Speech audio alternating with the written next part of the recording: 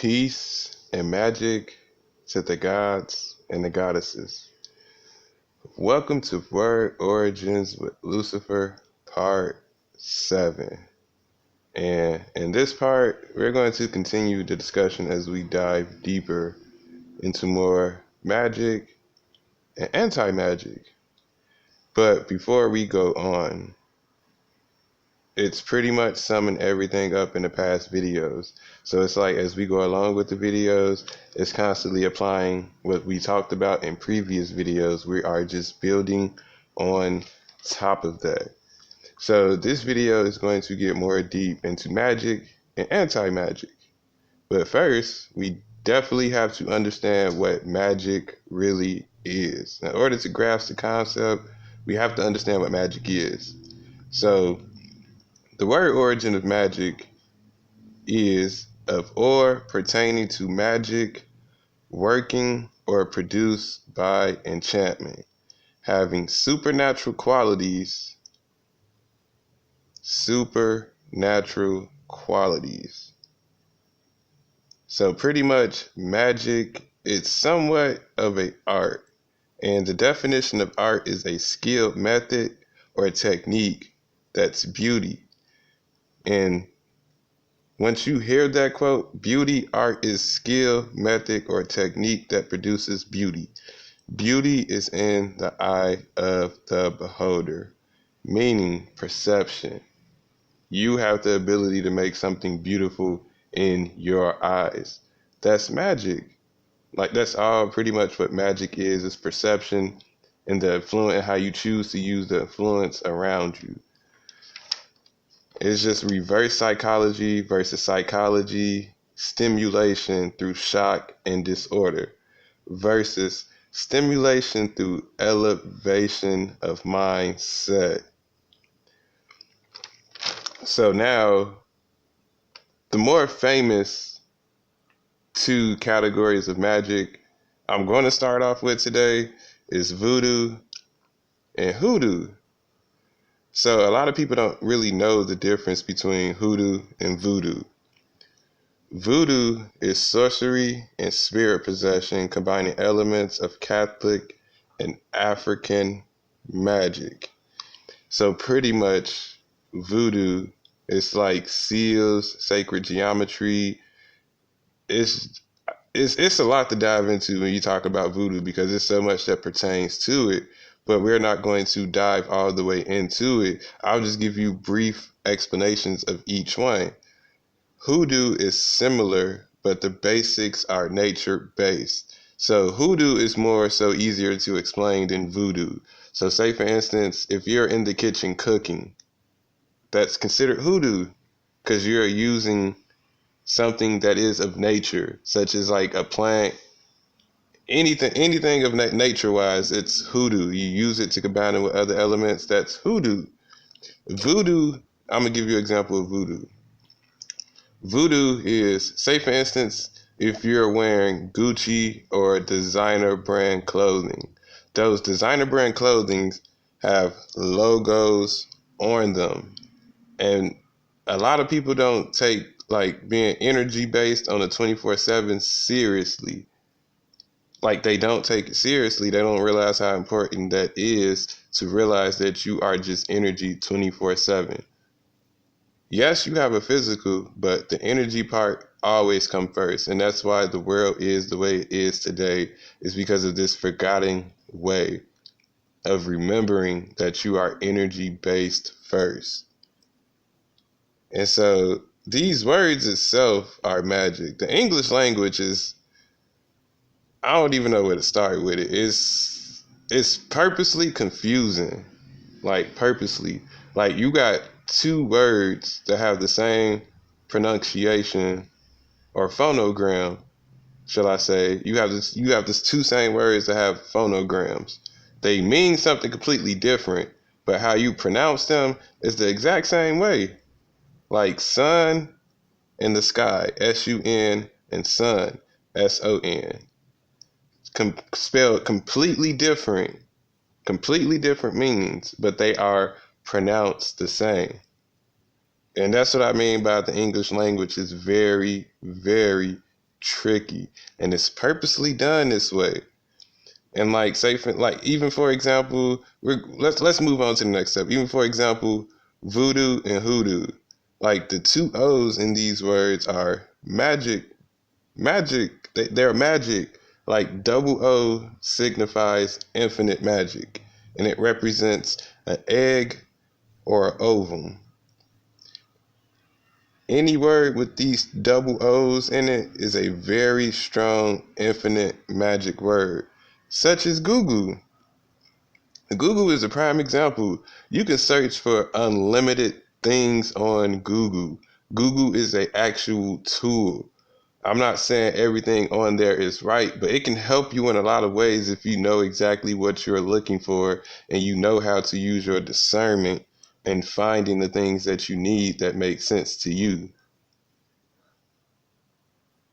Like it's very confusing to explain, but it's all very simple.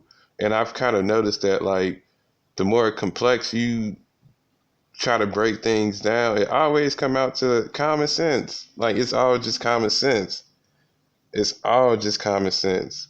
So voodoo is dark magic. It would be considered anti-magic.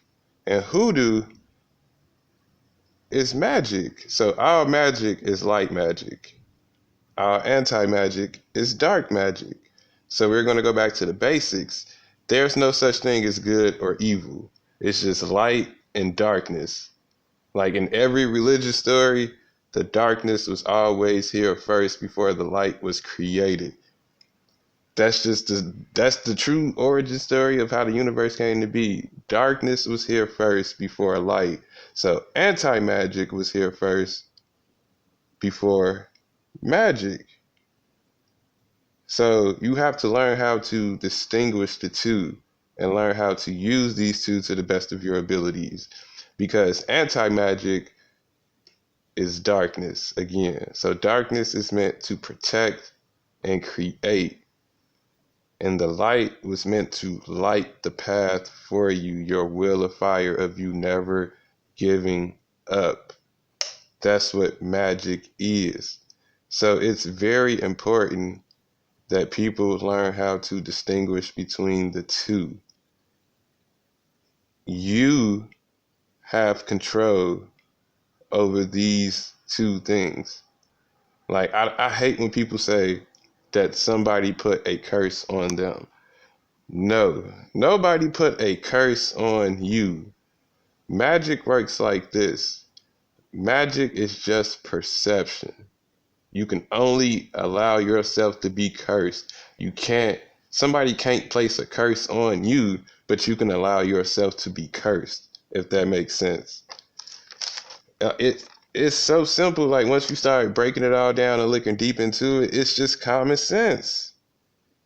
It's just so much common sense. And then it's just like anti-magic is very, very dangerous. If people don't understand the depths of anti-magic, it can be very dangerous because anti-magic is pretty much used in today's society to instill fear and loss without self. So it's like, it's a mindset of looking at God outside of self, which makes individuals materialistic. And in today's society, it is blinding. The confusion of truth to the lack of ancient history about society of the original people. So anti-magic is used very heavily today. It is used very heavily today for outside of self because anti-magic is darkness and darkness is everywhere. So it's like if you don't understand these concepts of where melanated people come from and that the melanated people are gods and goddesses, you can get easily caught up in this anti-magic trap that these people have out, the earwish people have out over the world. But you can only allow this anti-magic to take effect on you. You allow it. So it's like at some point, you're going to have to use your magic to learn how to help balance that anti-magic out. And it just all comes back to perspective yet again. Yet again, like anti-magic is very, very powerful. It is very powerful. And don't get me wrong, magic is also powerful as well. But it's the anti-magic that we're having to deal with. Because if you're raised with this mindset that magic does not exist, then that's anti-magic. So it's like when you discover that magic does exist, it's like it's a battle within yourself because you're trying to reprogram yourself to learn, okay, the things that I taught in life were anti-magic.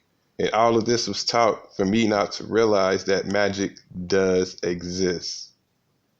It's a simple fix, but it's up to you if you would like to fix that and make a change in your life and better yourself. It's okay to use anti-magic against others to draw boundaries and protection and to create. It's okay. There's no such thing as good or evil. No such thing. No such thing at all. And to all of these melanated individuals, stop being the victim. Yes, the Jewish people have taken over.